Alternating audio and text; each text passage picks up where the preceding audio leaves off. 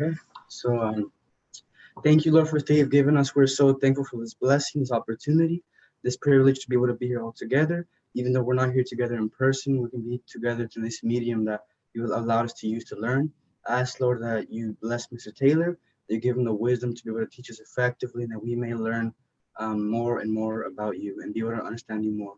And even though we know we may never fully understand you, that's the beauty of it, Lord, that we can never understand you, but we still want more and more of you. I ask that you bless this class and everything that's in. In Jesus' name we pray. Amen. Amen. Thank you. Okay, I have a question. Well, first, we're in a new unit starting right now. Does anyone know what it is?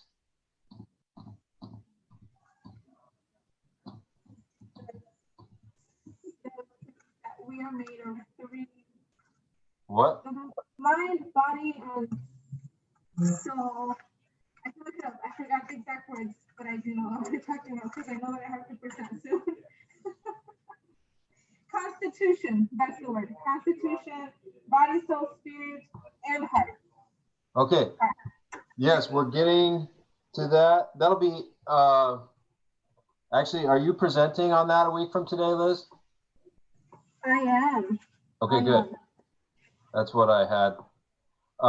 Which is part of the larger discipline of anthropology, the study of humanity. What we're doing is theological anthropology, like what is humanity as explained in our scripture and in relation to God.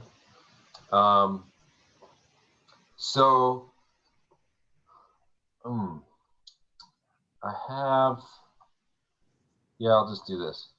By way of kind of starting, this is our first topic in anthropology. What does it mean to be made in God's image? And I think that that's all about who we are and what we're made for. So reimagining human identity and destiny. So I want to start with a question and give you guys a minute to, if you're in your own house, you can maybe just think on it, or like do like a what did somebody call it the other day? Word vomit. You can just take a pen and just start writing. Or if you're in the classroom, you can take a couple minutes and discuss this. But how do you fulfill your destiny? That's the question. So take a couple minutes together or separately and think about that question.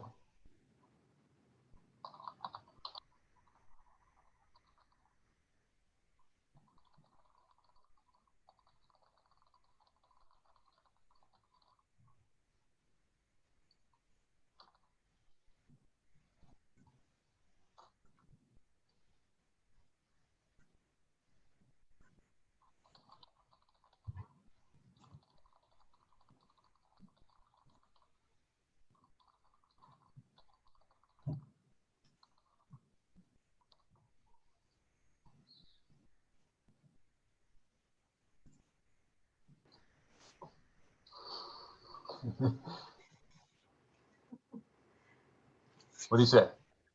Well, for one thing, in the way I've grown up, destiny's always had a link to fate and all that. So it helps me to think of it as how do you fulfill your purpose instead of the word destiny. But that's just me. Though I've kind of had a bit of a head start on this because in another class, I'm going over John Piper's book, Don't Waste Your Life. And one of the main points in that book is that you don't want to waste your life. You want to fulfill your purpose that God has given you.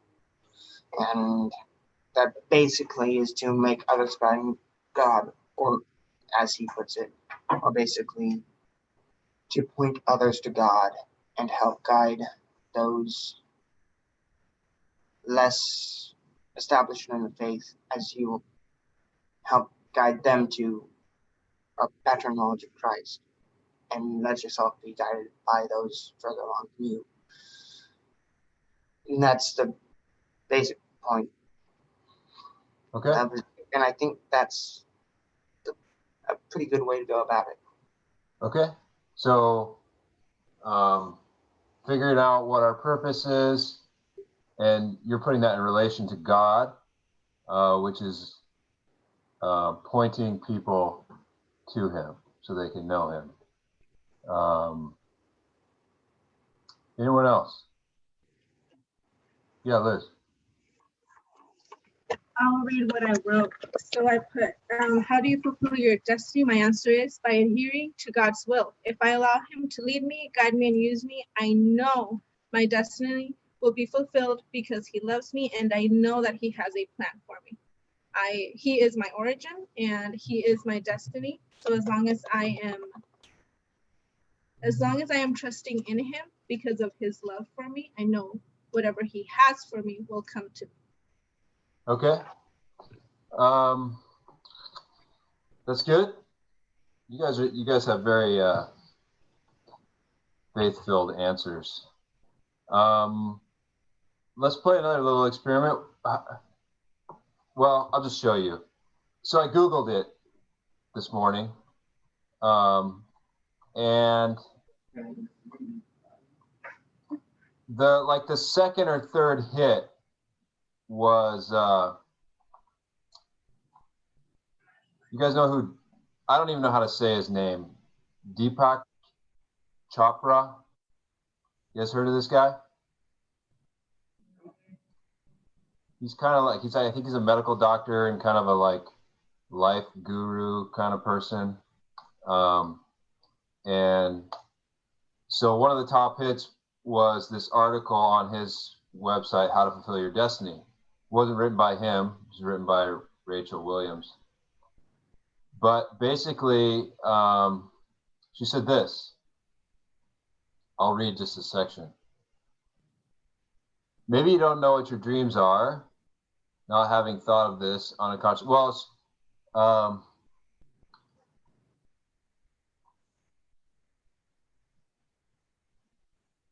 basically, she says your destiny is about fulfilling your dreams and desires.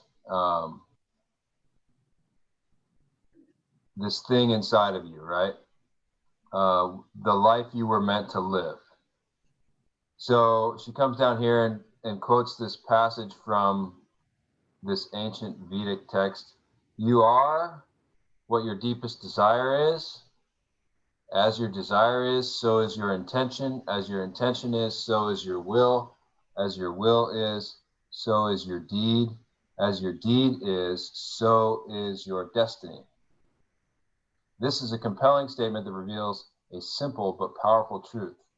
Here's another way to read this passage. Your destiny is guided by your actions, your deeds, which is fueled by your passion, your will, which arises from your intent to cultivate the seeds of your desires. Thus, your destiny ultimately comes from the deepest level of desire and also from the deepest level of intention. So, how do you fulfill your destiny? The journey starts by going inward and slowly working your way outward. In other words, you have to go down, kind of look inside yourself, figure out what your deepest desires are, and then get in touch with those and create the right intentions to learn how to live them out. I read the rest of the article. It was interesting. There was, I think, a lot of wisdom within it, but the basic premise being destiny is about living into and out of your deepest desires. Evaluate that with me for a minute, because you guys gave, like I said, kind of good Christian answers, which is good because you're Christians. But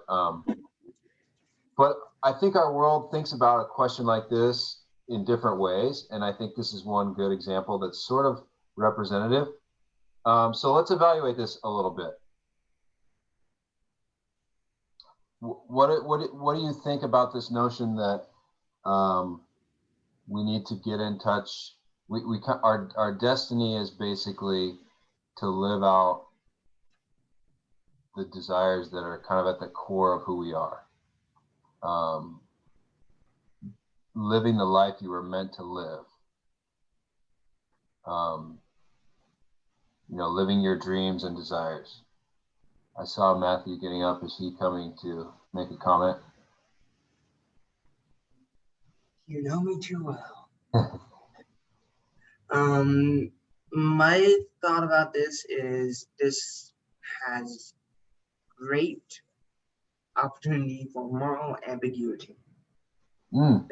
Basically, it's saying what your deepest desire is. That is what, basically, that's what your destiny is. What if your deepest desire ain't good? Then your destiny ain't good. Okay. And Tim said, like most people, so. Okay. Yeah, good point. Nancy, you had a comment too? Just that most of the people that I know that aren't Christian, when they try to fulfill their destiny, they have a plan and they try to make goals and they try to like build upon something to fulfill a desired destiny or what they think they're called to. And Christians are allowing God to direct their path and their each step. Okay. Very good comments. I want to come back to you for a second, Nancy, but two major questions. Okay. Do we need to evaluate the desires? Are they good, bad, helpful, harmful? And then what happens when we create a goal based on our desires and seek to achieve it? Go ahead, Liz. Yeah, that's where I wanted to get to. That I think this shows the deep desire or the deep need of having a point of reference that is even beyond anything that we can understand. And when we reject the idea of God, all we have left is the mystery that still lays within us. Okay, where is the furthest I can go to the unknown, to the mysterious, and to that which I can be like, this is supernatural and it is destiny. And let's be honest, if we talk about like our desires, our destinies, where it comes from, if we don't believe in God, that's a wall we're going to hit, and that's as far as we're going to go. So then when we're trying to see where what our life meaning is, that's all we're going to adhere to. And like you said, so then where does all of this come from? What about if our desires are good or wrong? Since we don't have a point of reference of what is good and wrong, then what if our desires are wrong, but to our opinion, they're not?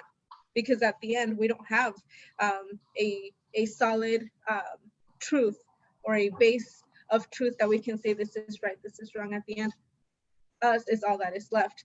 And I see this a bit as faulty because, again, what if I'm wrong? If I am the ultimate point of reference, then I can choose what is right and what is wrong. And so who can say that my destiny is what I was supposed to fulfill, what I believe I'm supposed to fulfill really is what my purpose is for on this earth? Yeah, good point. So as we're kind of chasing after this drive to become who we sense that we're made to be, or she talks even about like a creative force in the universe that we kind of have to unleash in ourselves. There's always that question, like, is this the right thing, right? Because it was just kind of my own, came out of my own mind. But so there's that piece, the subjectivity, which leads to kind of this always nagging question, like, do I have this right? Am I really in touch with myself? And then I want to go back to Nancy. You talked about people who are kind of goal oriented and driven. Do you where does that road take us? Like, how do we find satisfaction when the narrative says, create, figure out what you want, make a goal and go after it? Like, where does that leave a person? And that can be for Nancy to answer, or I guess anybody can chime in.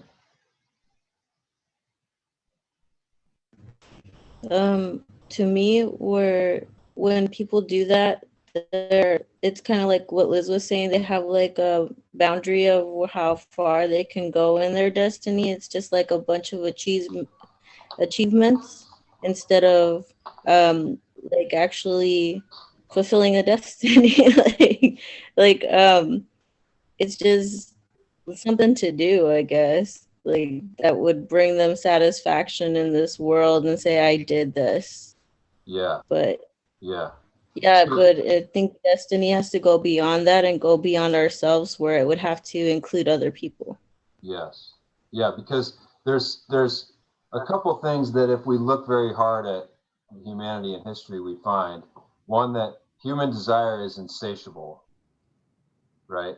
So we can get in touch with our desires and start chasing them, and pretty soon find out I have more.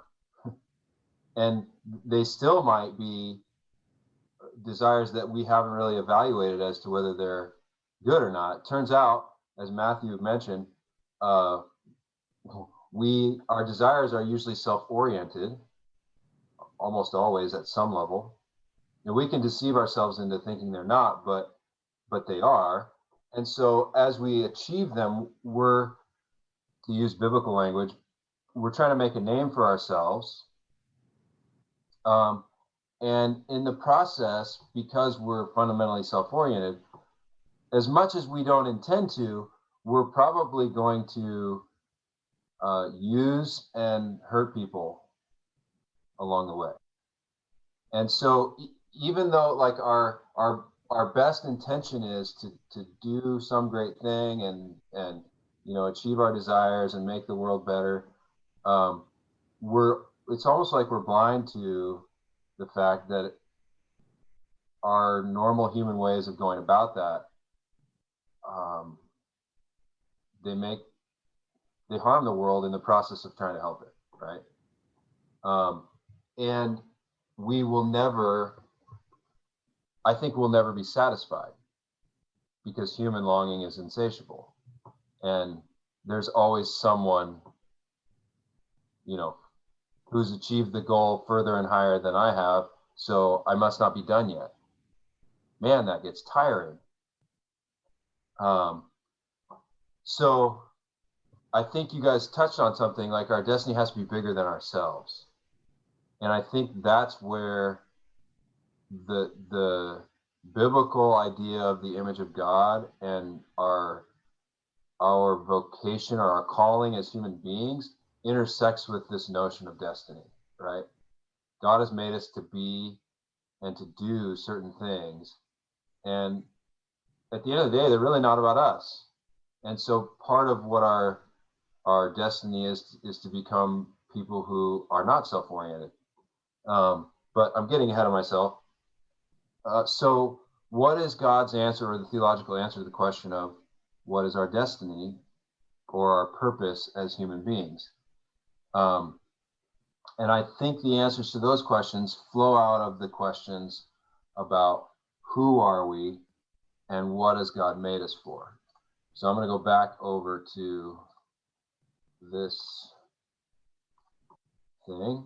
And I'm not going to try the whole presenter view thing. I'm just going to put the slides here. I don't know, maybe I could, how does that work? So the first thing that God tells us about human beings, where do we find that?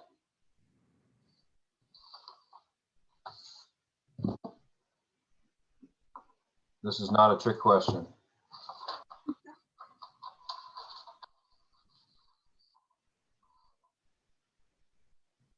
Page 1, day 6. Let us make human beings in our image, in our likeness, so that they may rule over the fish in the sea and the birds in the sky and over the livestock and all the wild animals and over all the creatures that move along the ground.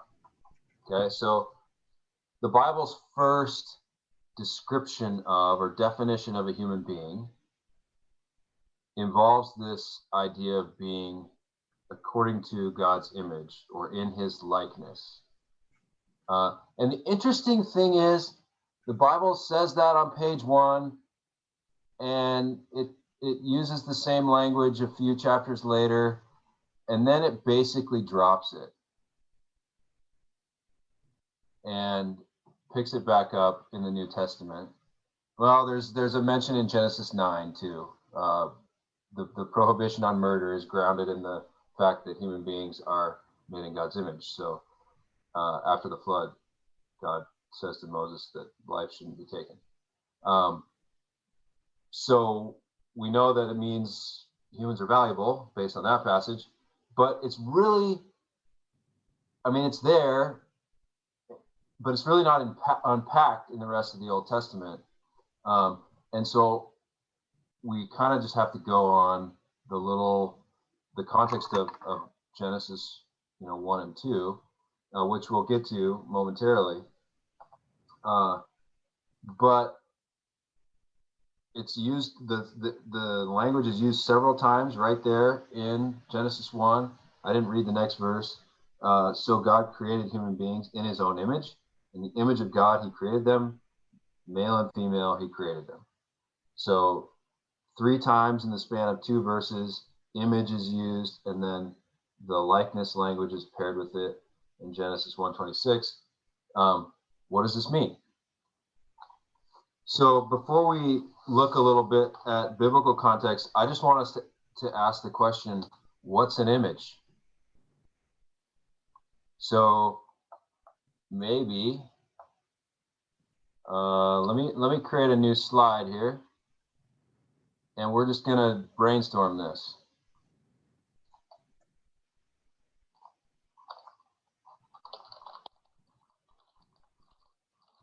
And you guys help me out.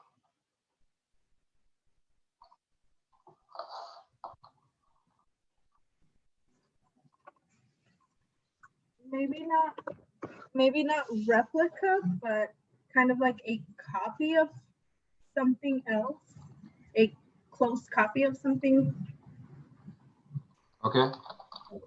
Because when you say, how would you distinguish between like a replica and a close copy?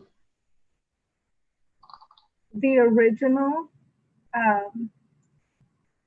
is flawless, probably is, and the replica or copy may have some, maybe of lesser quality. Okay.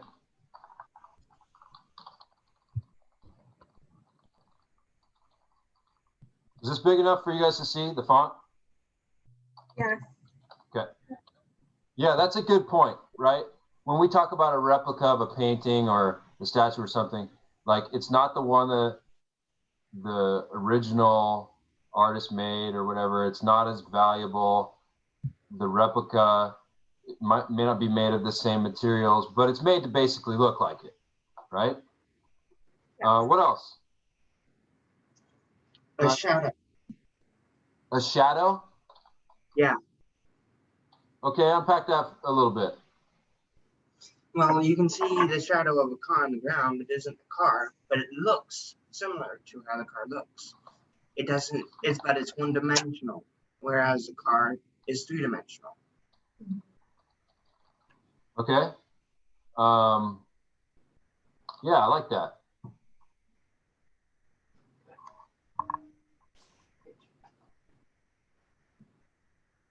Yes, Tim. A window. Because if you see like a picture of, a portrait or a battlefield or something, you get one single, maybe even squished perspective of an event. And it's kind of like what Matt said. It's two-dimensional or one-dimensional, but it doesn't show you the whole thing, but it gives you an idea, an image, and a window into seeing something else. So, how do I do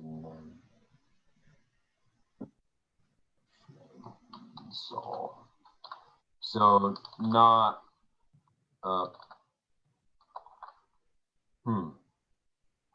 not the real thing, but still worth 1,000 words.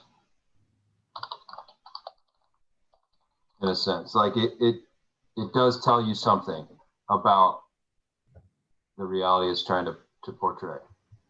Good. What else? Nancy. It's a representation of the original.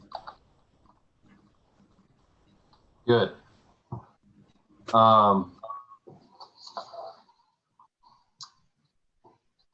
Anything else?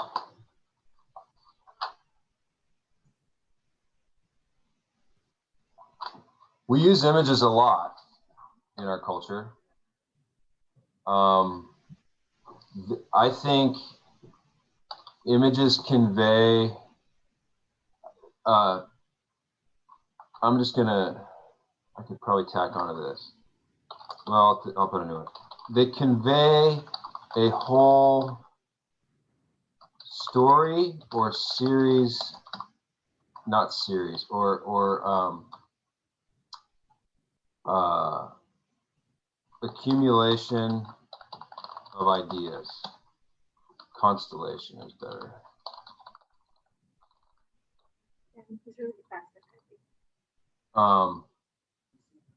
So, like when you see a simple image like the Nike swoosh, that's an image that everyone, at least in Western culture, knows, and it stands for what? So you mean like, oh, I just lost the word. Sorry. No, he started talking about what I was gonna What? say. So an image, I lost the word, sorry, because then you said something and I tried to listen Oh, while sorry. I was thinking. So I'll come back. Okay, if it comes back to you, yeah, speak up.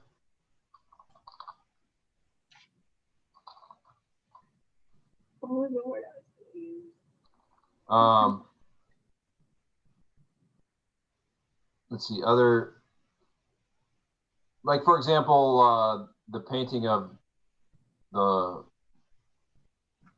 you guys ever seen that painting where it's like Adam and God and the two hands are reaching out? If you kind of study that, pay attention to the details, it kind of tells a story. You ever notice like the human hand is kind of limp? God's hand is reaching, and like it's like it really wants to embrace the human, and the human's hand is kind of like, just hanging there. So like an image conveys a story. And like the replica and the shadow in the window, it also represents, even if incompletely, the essence of a thing.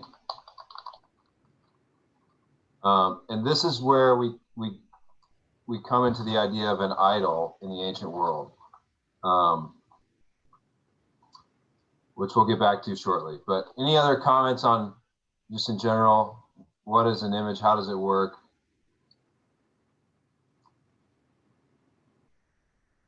Let's make it look like that. So cool. Okay.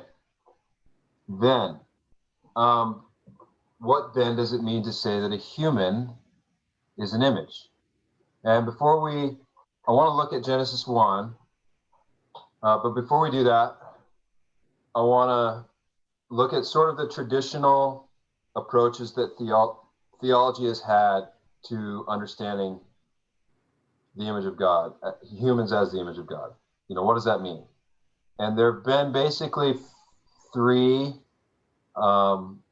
ways, and a fourth that sometimes crops up. And by the end of next Tuesday, I'd like to suggest a fifth that people have started talking about, but it hasn't made it into the theological textbooks as like one of the standard options because it just hasn't had that much support throughout history. But I think it deserves it. So all these, I think, have something to say about what an image is and what the image of God is about. So the first one is called the structural image. And this grounds the image of God in in who we are. What are our capacities or our attributes as humans, right? I think there was, in the discussion board, there was some comments about like, Jones points out that we're sort of these middle creatures. We share attributes with the animal kingdom and all the other creatures on earth.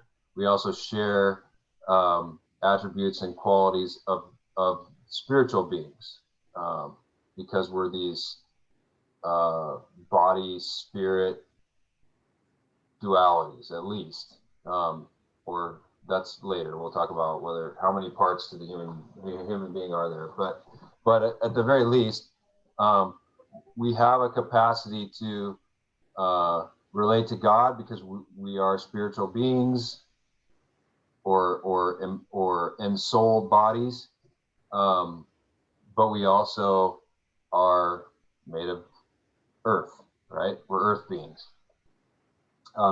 So what the structural view has asked is, okay, what human attributes or capacities make us like God that other creatures don't have? So what ideas come to your mind here?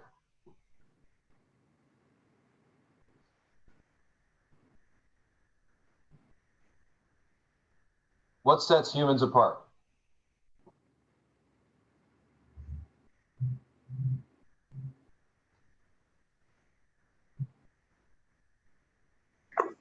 Apart from what?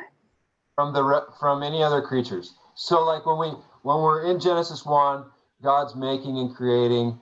He's, on the days 4, 5, and 6, he's creating heavenly bodies to govern the days and seasons and years. He's We have dominion. Yeah, he's creating animals and sea creatures and birds, and then finally on day 6 he creates humans, and this is the first and only thing where he says, let's make it in our image. So people through the centuries have thought, well, it must be then that there's something different or unique about humans with respect to all other creatures. So Nancy, I think you had your hand up, and then we'll go to Tim. That we have dominion over the animals and the land. Okay. So dominion is one thing, which is really part of number 2, the functional image. What else, Tim? We have choice. We're able to look at ourselves and choose what we want to do, to have a society and a culture, to decide that, like today, we're trying to choose about, universal health care, or, we have paper money in the first place, right? We're able to make all of these concepts and constructs and ideas and choose which ones we want. Whereas animals are kind of like stuck in this state of just living, and that's about it. Okay, yeah, they just kind of they take what comes at them. They live by their instincts, and they're not like making moral choices all the time. The lines get a little fuzzy because I think, well, my dog chooses. Well, let's keep going. What else? So you've got so far freedom, choice, and go ahead, Liz. We are the only ones who received life directly from God. What's your, I'm curious where you're basing that. That he breathed life into us. Yes, okay. And so that's next chapter, and it's narrated specifically of humans that God breathes into the man's, he forms him out of the dust, and he breathes into his nostrils the breath of life. The interesting thing is, though, if you look up that phrase, the breath of life, it comes up later, and it's used actually of other creatures too. So while it's specifically narrated of humans, the Bible hints that like all life comes from God, but yet there's some way in which God gave that to human beings in kind of a special relational way, I think. Anything else that sets us apart?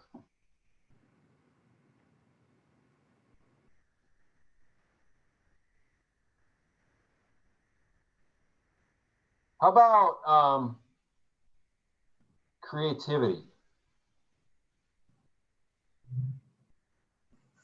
That was kind of hard because animals are pretty creative. What's an example?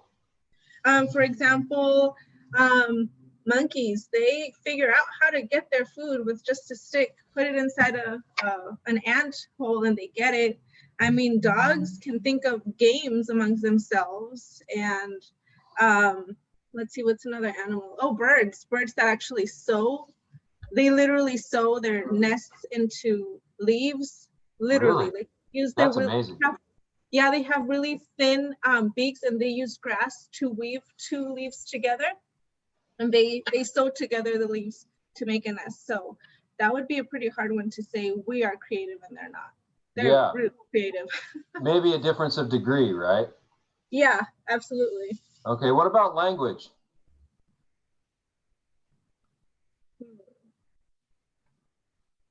Tim. We have a little bit of a difference and advantage in language, but animals also have a language. Okay. Like, I've learned this with my cat. I kind of learned how to speak to her because cats use body language a lot. So I know how to basically tell my cat I love you, and she always says it back because she loves me and she's adorable. So cute. But animals do sort of have their own language. It's just very different than ours and less complex. Yeah, Matt. Dolphins, whales. Ravens. Yeah, some of them have fairly interesting, complex, language. Sperm whales. Those things are interesting. And I don't claim to know anything about that except that it exists. So again, and I think I know how to tell my dog that I don't love him, and sometimes that I do. But probably another one where it's an issue of degree. How about reason?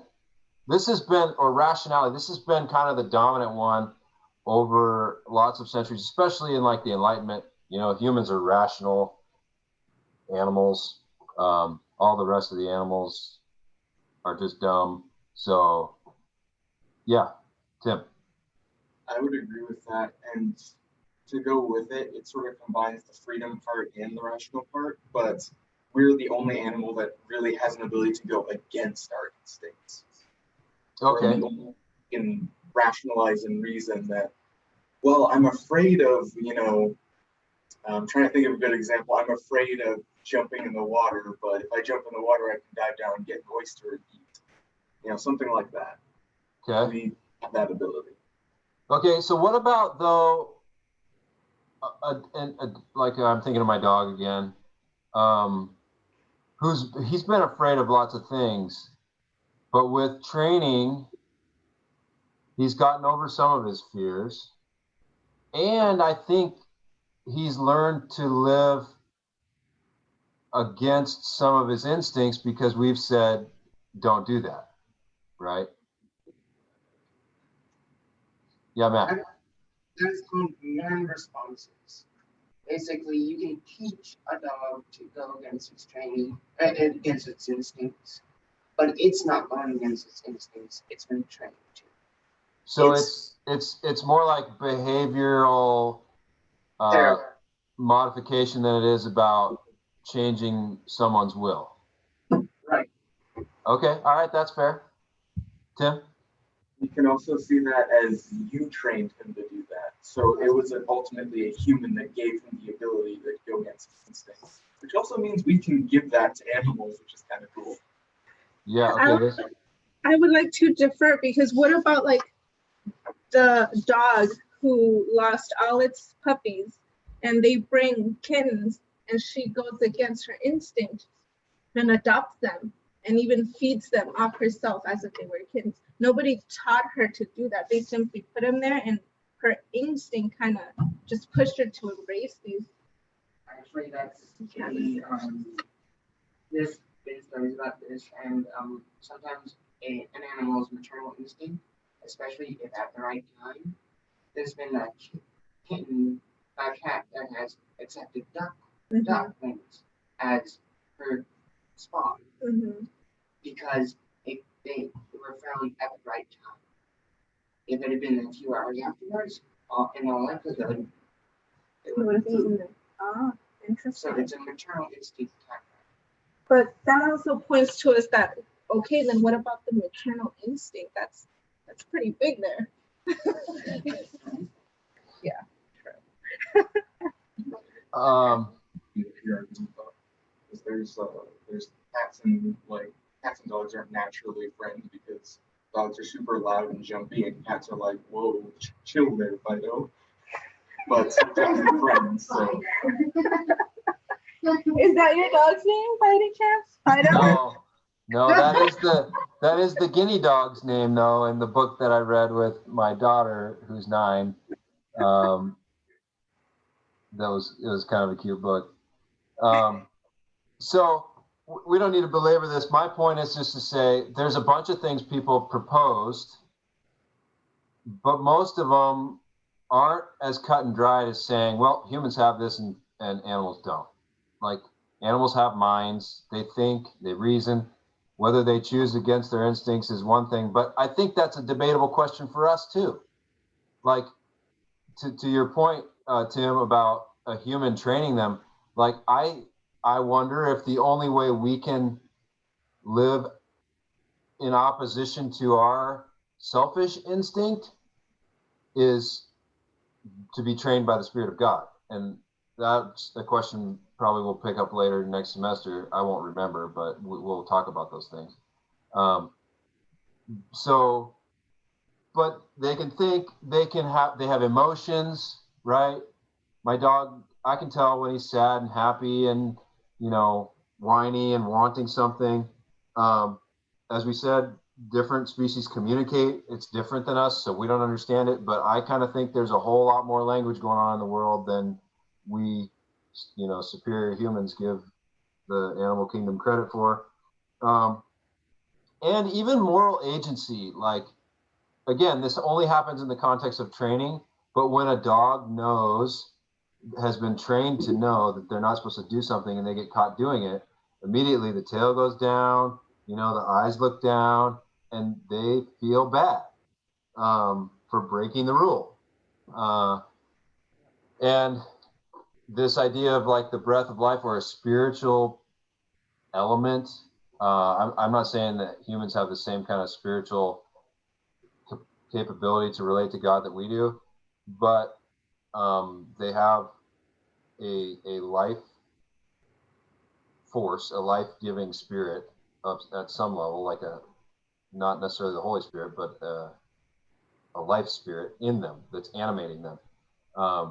So it's not, I don't think it's as cut and dried as saying, well, humans have X that nothing else has, and so that's the image of God. That's the definition.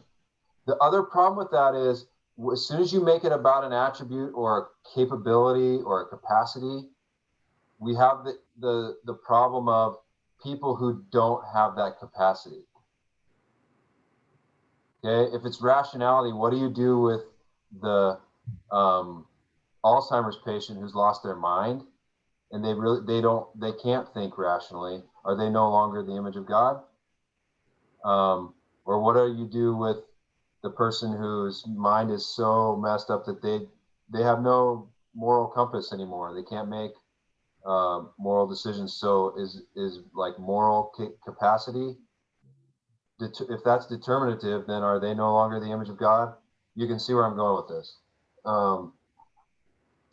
Or even babies, like they have very limited language, they have limited creativity, they have all those attributes they have in either non-existent or very small quantities. So to follow that logic would say, okay, the image of God like matures in us, and that means if that's the basis for not getting rid of people, then we can do what we want with newborns, which we're already moving that direction in our culture, and it's not a good thing. So I don't think it's a thing that God thinks is a good thing. So so that's the structural image or substantive image. It's about who we are. I think there are problems. The next one is the functional image. It's about what we do. Okay, and we're going to spend some time coming back to this one, so I won't unpack it very much. But if you look in the context of Genesis, both before and after the statement that God created humans in his image, he tells them to fill the earth, subdue it, and rule over the other creatures. So at its basic, the functional image says the image is about our role, our functional role as rulers and stewards over God's creation. And I think there's some good basis for that, both textually and ancient culture, and we'll come back to that. The third one is the relational image. You can probably see where this is going. Okay, we've talked at length and read about that God is fundamentally a relational being, right? As a triune God, he's in eternal and constant relationship as Father, Son, and Holy Spirit. So if human beings are going to image him, to be a reflection or a replica or in any sense a representation of him, they're going to have to do it relationally. And it turns out, as soon as we're born, we're in relationships. And until we die, we're in relationships. And the only thing that God says in the early stories of the creation that is not good is the fact that man is alone. He doesn't have a like counterpart with whom he can relate and commune and become actually a communion of persons. God creates Eve out of him and then gives her back to him so that they can become one.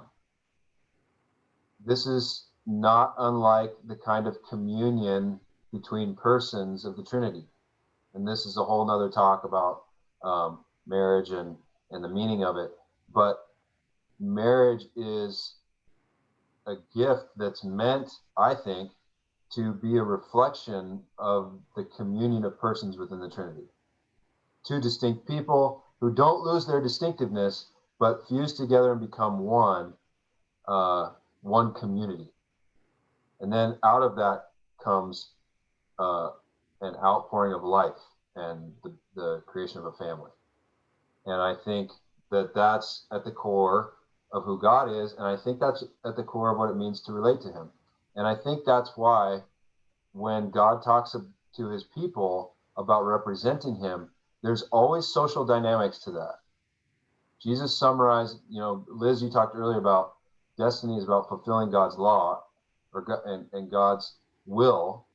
And I think that's part of the image. Like, to bear the image well, what we have to do it according to God's wisdom, which is encapsulated in his law, and which is summarized by Jesus as love God and love people. And love of God and people is inherently relational. So I think the only way we can be the image, either for better or for worse, is in relationship. And if we do relationships poorly, we're not imaging well. And if we do them with love, then we are imaging the God of love. So I think that's part of it. And then there's this. It doesn't actually say, well, some people would argue that humans are the image. We are the little replica. Others make a fine point of this language of in our image, or according to our image, and after our likeness, right? That little preposition potentially carries a lot of weight. And that is to say, when God created human beings, he made them replicas of an original. They're according to an image, and the true image isn't human beings at all, although they can become like it. The true image is Christ, and we don't get that until way later down the road of Revelation, but Paul will say things like he is the image of the invisible God. Whereas when he talks about humans, he talks about being conformed to the image or being transformed into the likeness of God who's righteous and holy. But I don't think anywhere in the Bible where it emphatically says that every human being is the image. The fact is that we were created with the potential to image God as people made according to his image, after his likeness. But basically that means we were made to be like Jesus, the Son. I should say the Son, because Jesus wasn't born yet. We were made to be like the Son, who is the true image of God.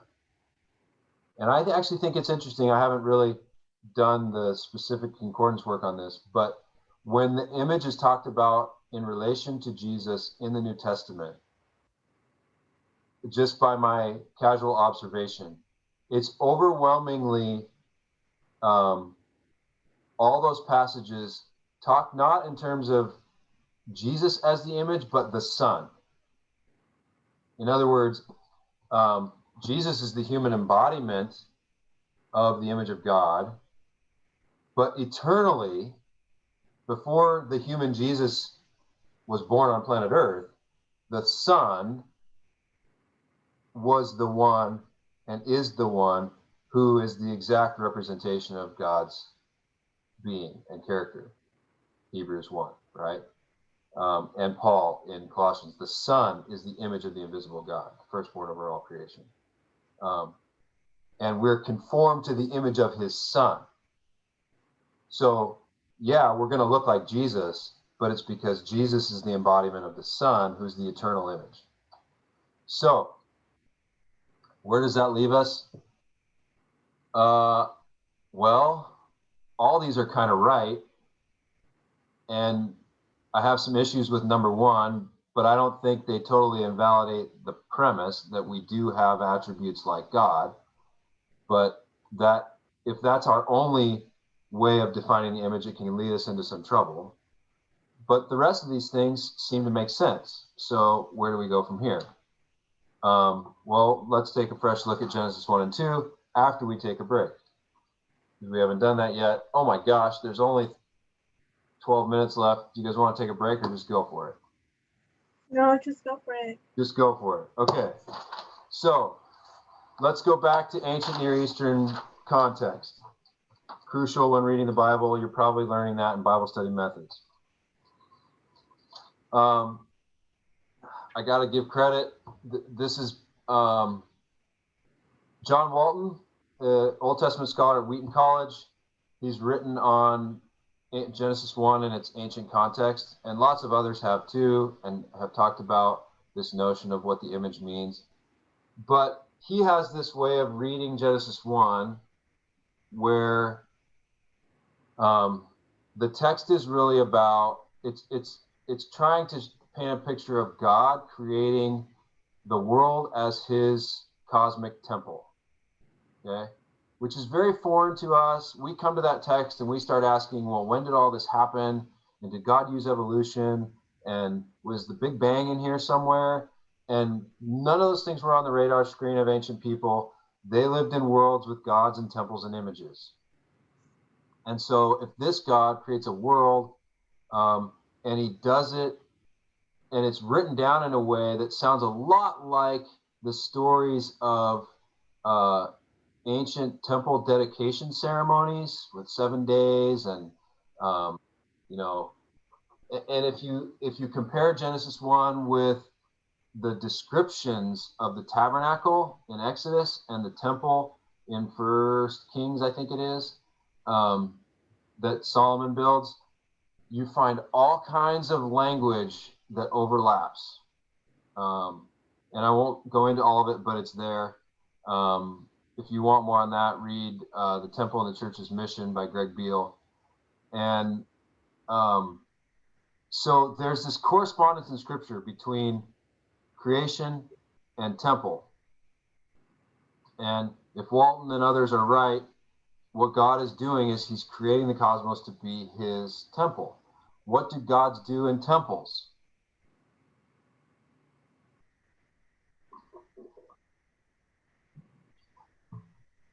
Not a trick question.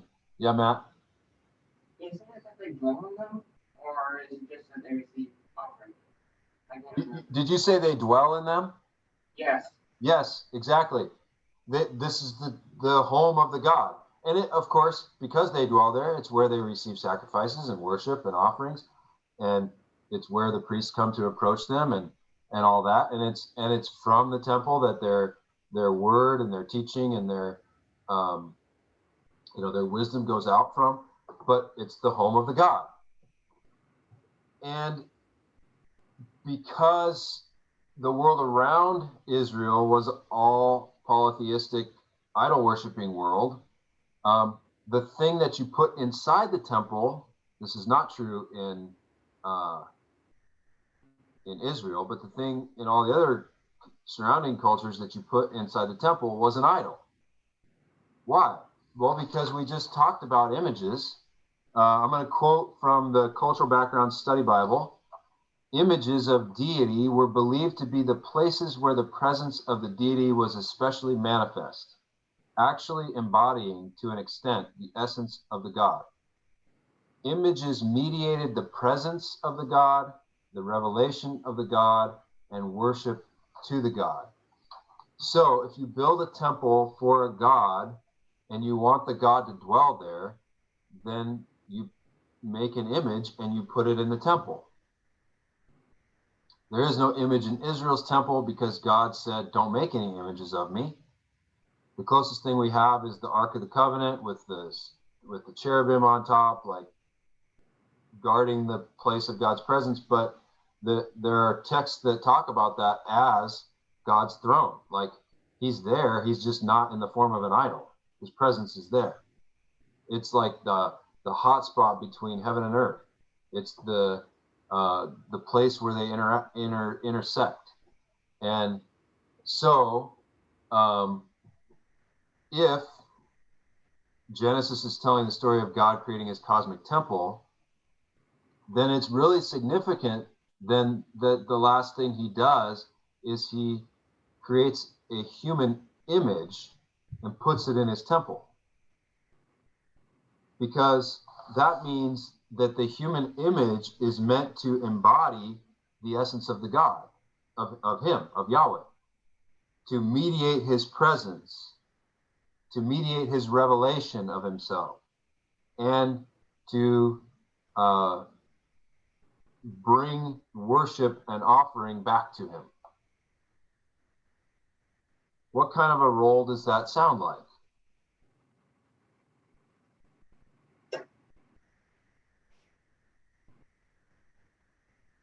What kind of people do that in temples?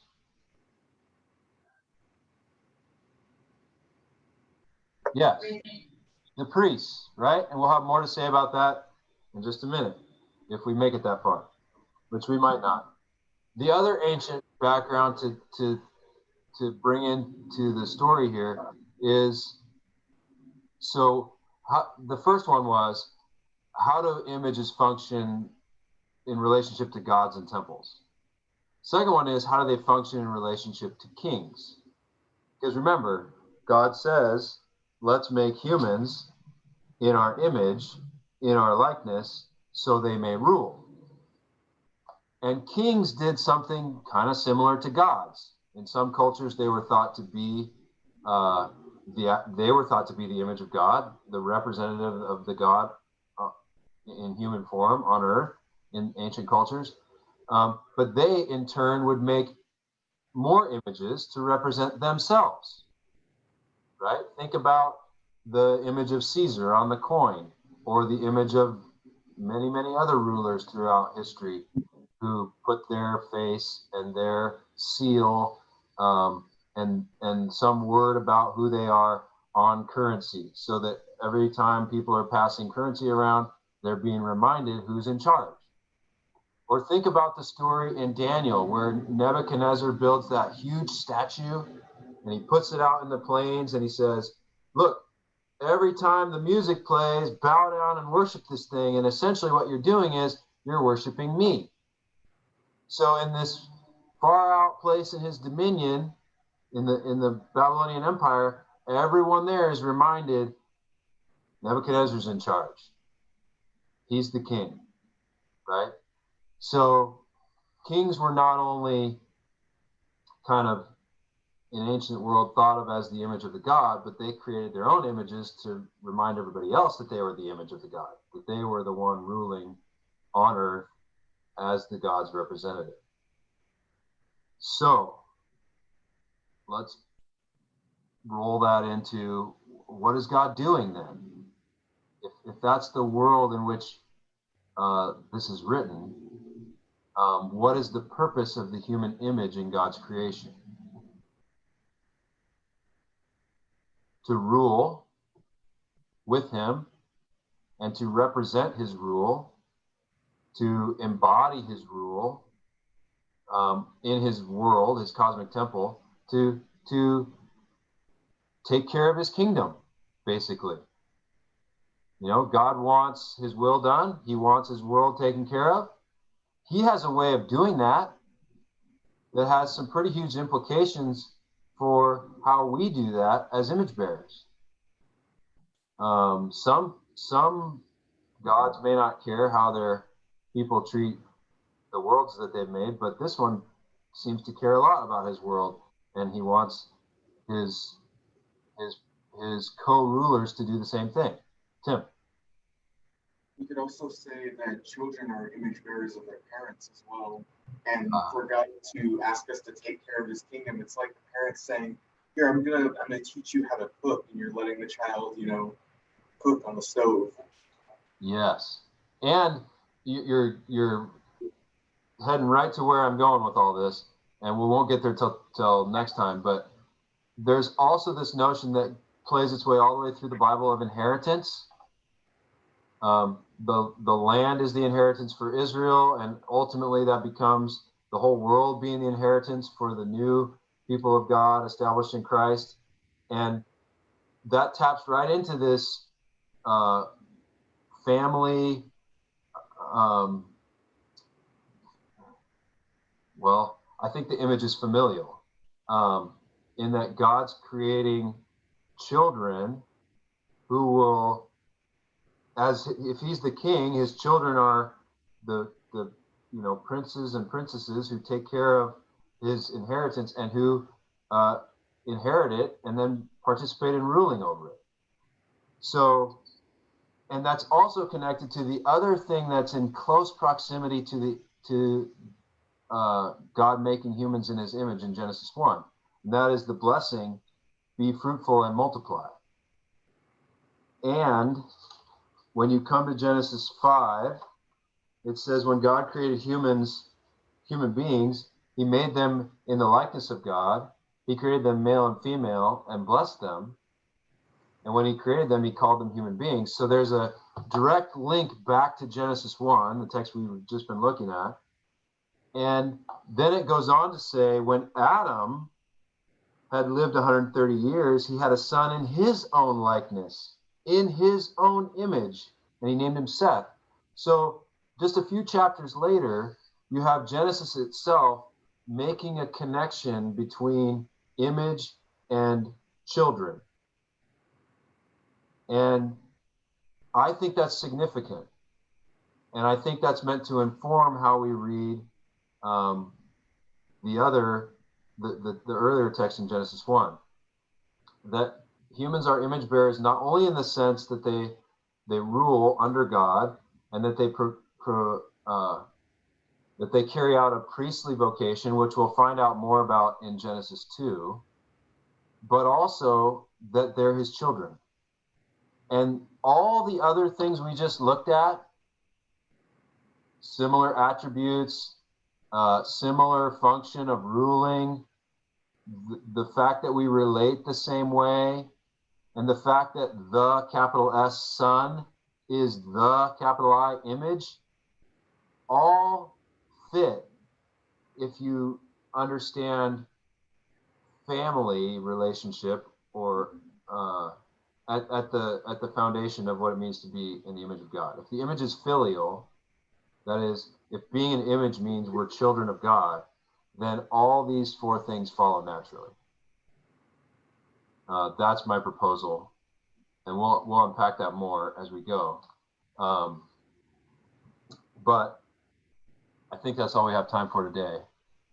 We can come back and talk about how the priestly role gets unpacked a little bit more in Eden, and how God gives Adam a job to care for and cultivate the garden as a priest. And then we'll see how this same royal and priestly and family, all these connection of ideas play their way through the story of Israel and into the New Testament in the story of the church. And we'll also, that's the next topic. So hopefully that gets you thinking and makes you want to come back on Tuesday. It'll be a long break, so I'll try to make sure I review a little today's. And if you have questions, by the way, I went over that whole Genesis 1 thing really fast. If as you're reading this weekend or as you're just thinking about that, if there's specific questions you want to key in on as we unpack this further next Tuesday, shoot me an email or something over the weekend so that I can work that in, or stay after right now and ask it. And actually, I'm gonna kill this recording and